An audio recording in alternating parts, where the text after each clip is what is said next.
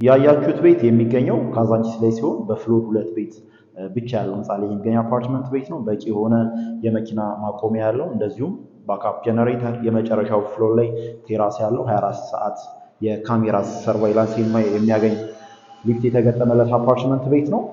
ስለዚህ ሳይቱን ለመጎብኘት ስልክ ከስር እናስቀምጣለን። ኮንታክት አድርጉን፣ ደውሉን። እናመሰግናለን። ዛሬ ካዛንቺስ ላይ ነው የምንገኘው።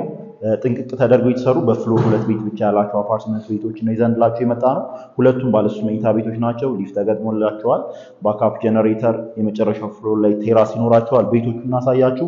ይህ የምትመለከቱት ባለ 3 መኝታ ቤት ሲሆን እዚህ ጋር ሳሎን እናገኛለን። በሳሎኑ በኩል ባልከኒ ይኖረናል። ወጥ የሆነ ባልከኒ ነው።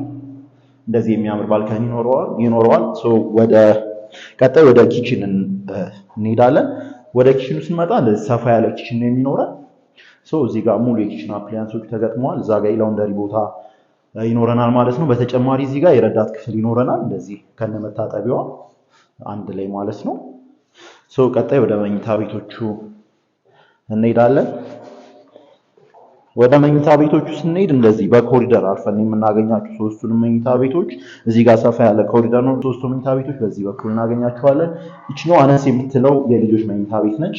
መስኮት አላት፣ ካፖርት ተገጥሞለታል። ይሄንን ይመስላል።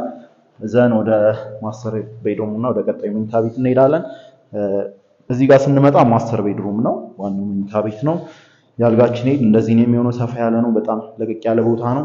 መስኮት እንደዚህ ወጥ የሆነ መስኮት ነው ያለው። በደንብ ብርሃን ያስገባል፣ የተፈጥሮ አየር የሚያስገባል ማለት ነው። ዘን ወደዚህ ስንመጣ እንደ ወኪንግ ክሎሴት ቦታ ይኖረናል። ሰፋ ያለ ቦታ ነው። በሁለቱም በኩል ቁምሳጥን ይኖረዋል። እንደዚህ ሙሉ ተገጥሞለታል። ይሄ ማስተር ባዝሩማችን ነው። እንደዚህ ሙሉ ለሙሉ የተጠናቀቀ ነው በምትመለከቱት መልኩ።